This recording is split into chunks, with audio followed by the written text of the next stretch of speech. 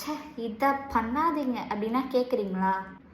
எதுன்னு தானே யோசிக்கிறீங்க. உங்கள் ஸ்கின்னுக்கு நீங்கள் என்ன பண்ணக்கூடாது அதை பற்றி தாங்க இன்றைக்கி வீடியோவில் பார்க்க போகிறோம். வாங்க வீடியோக்குள்ளே போகலாம். ஃபர்ஸ்ட் ஒன் என்னென்னா, உங்களோட ஸ்கின்னை ஒரு நாளைக்கு 2 தடவை ஃபேஸ் வாஷ் பண்ணால் போதும். ஓவராக ஸ்கின்னுக்கு திருப்பி திருப்பி ஃபேஸ் வாஷ் பண்ண உங்களோட ஸ்கின்னு ட்ரை ஆகும். அப்படி ட்ரை ஆகுறதுனால ஓவராக ஆயில் செக்ரேஷன் அதிகமாகும். ரெண்டாவதாக, பாத்திரம் தேய்க்கிற மாதிரி ஸ்க்ரப்பிங் பண்ணுறது உங்கள் ஃபேஸுக்கு. இவ்வளோ ஹார்ஷாக நீங்கள் வந்துட்டு பண்ணணுன்ற அவசியம் இல்லை. ரொம்ப ரொம்ப ஜென்டிலாக தாங்க உங்களோட ஸ்கின்னை எக்ஸ்போலியேட் பண்ணணும். இப்படி ஸ்க்ரப் பண்ணிங்கன்னா உங்களுக்கு இரிட்டேஷன் அண்ட் ஆக்னே அதிகமாக வரதுக்கான சான்சஸ் இருக்குது. என்னென்னா, மாய்ஸ்சரைசரை ஸ்கிப் பண்ணுறது. எனக்கு ஆயிலி ஸ்கின்னாக இருக்குது, நான் மாய்ஸ்சரைசர் போட மாட்டேன் அப்படின்னு சொன்னால் அது பெரிய முட்டாள்தனம்.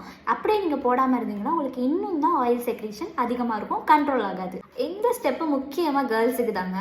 மேக்கப்பை போட்டு அப்படியே தூங்குவாங்க. கண்டிப்பாக அது பண்ணவே கூடாது. நீங்கள் மேக்கப்பை ரிமூவ் பண்ணிட்டு தான் தூங்கணும்.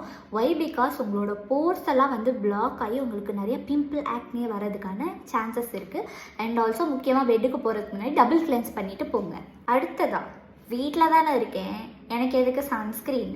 அதுதாங்க பெரிய முட்டாள்தனம். நீங்கள் வீட்டுக்குள்ளே இருந்தாலுமே சன்ஸ்க்ரீன் போட்டு தான் ஆகணும்.